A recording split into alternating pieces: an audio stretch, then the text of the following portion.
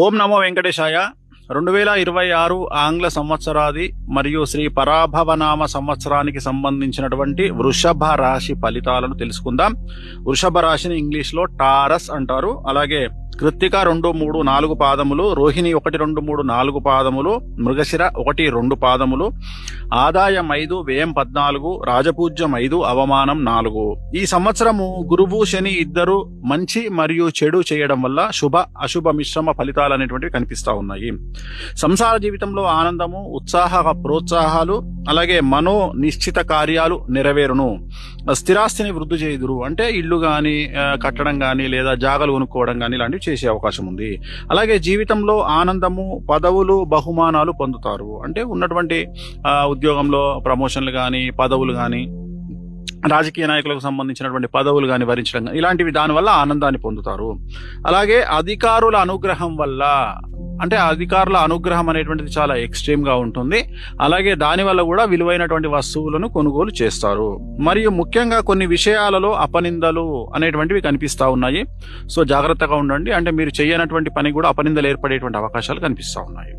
So ఆకస్మిక నిర్ణయాలు, బుద్ధి చాంచల్యము ఇవి ఇతరుల వల్ల మోసపోవటం, అంటే మీరు తీసుకునేటువంటి సడన్ డిసిషన్స్, అలాగే సరిగ్గా కాన్షియస్ గా లేకుండా నిర్ణయాలు తీసుకోవడం వల్ల ఇతరుల వల్ల మోసపోయేటువంటి అవకాశం కనిపిస్తా ఉంది.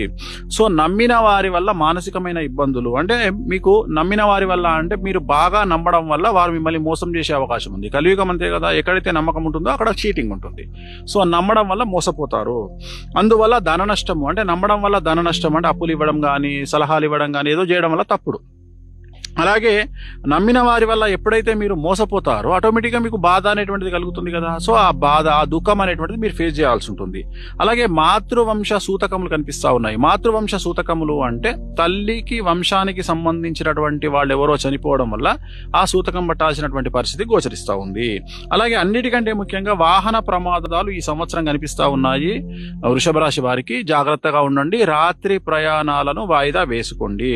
అలాగే విదేశీ ప్రయాణంలో ఉన్న వారికి అనుకూలత, అంటే విదేశీ వీసాల కోసం వెళ్లే విద్యార్థులు కానీ ఉద్యోగస్తులు కానీ H1 కానీ ఇలాంటి వాళ్ళందరికీ అనుకూలత. అలాగే విదేశాల్లో ఏవైనా వ్యాపారం నిర్వహించే వారికి అనుకూలత.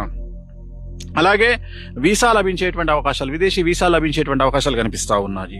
అలాగే నూతన వ్యాధులు అనేటువంటివి, అంటే కొత్త రోగాలు, అంటే ఉదాహరణ షుగర్ కానీ బీపీ కానీ ఇలాంటివి వచ్చి మిమ్మల్ని కొద్దిగా మానసికంగా డిస్టర్బ్ చేసే అవకాశం ఉంది, కాబట్టి టెన్షన్ పడాల్సినటువంటి అవసరం లేదు.